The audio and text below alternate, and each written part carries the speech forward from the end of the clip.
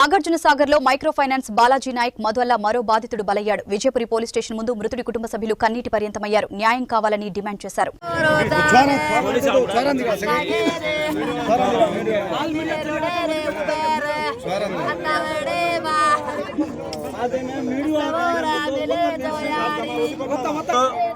నల్గొండ జిల్లా పెద్దవరం మండలం పాల్తి తండాలో మైక్రో ఫైనాన్స్ బాలాజీ నాయక్, భీమా నాయక్, కవితకు దాదాపు ఒక 50 లక్షలు ఇచ్చిన బాధితుడు చనిపోవడం జరిగింది. ఒక 50 లక్షలు ఇవ్వడం వల్ల వాళ్ళకి ఇచ్చిన బాధ్యులు ఒత్తిడి చేయడంతో ఇలా మనస్తాపానికి గురై ఇలా మనస్తాపం కూడా బీపీ డౌన్ అయి చనిపోయినాడు. కాబట్టి ప్రభుత్వం కూడా ఇంతమంది చనిపోతున్నా కూడా ఒక్కడు కూడా పట్టించుకోవట్లేదు.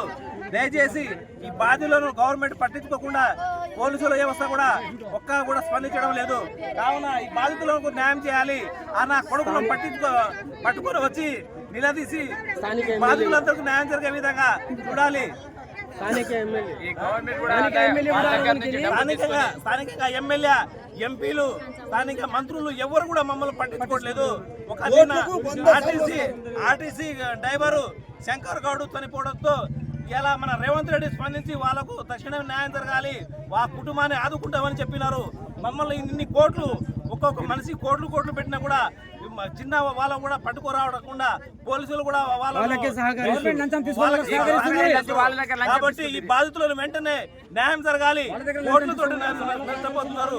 లక్షలకు న్యాయం జరగాలి. పాల్తి తండా పెద్దవరం మండలం నల్గొండ జిల్లా మా ఊరు నుంచి ఒక చిన్న గ్రామ పంచాయతీ నుంచి 30 కోట్లు ఇవ్వడం జరిగింది. అదే బాలాజీకి మధుకు ఇవ్వడం జరిగింది. బాధితులు 30 కోట్లు ఇవ్వడం జరిగింది. 10 రూపాయలు ఇంట్రెస్ట్ ఇస్తామని మాటలు నమ్మించి మా కాడ డబ్బులు తీసుకుపోవడం జరిగింది.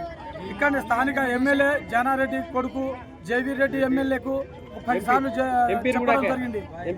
అలాగే ఎంపీ రఘువీర్ రెడ్డి కూడా 10 సార్లు చెప్పడం జరిగింది.